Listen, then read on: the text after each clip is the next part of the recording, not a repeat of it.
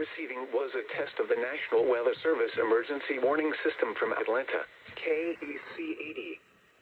This test is conducted at approximately 11:30 each Wednesday morning, weather permitting.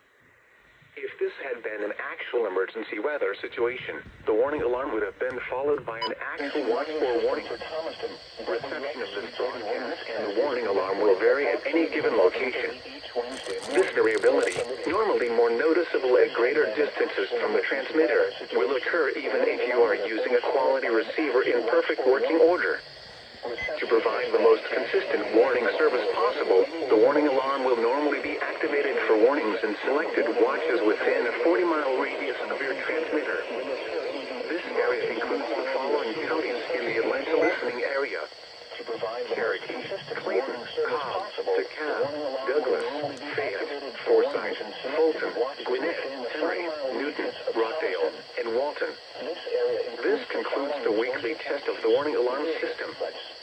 We now return to our normal weather broadcasting. Harris, Henry, Vermont, Merriweather, Monroe, Peach, Pike, Spalding, Talbot, Seminole, and Upton. This concludes the weekly test of the warning alarm system.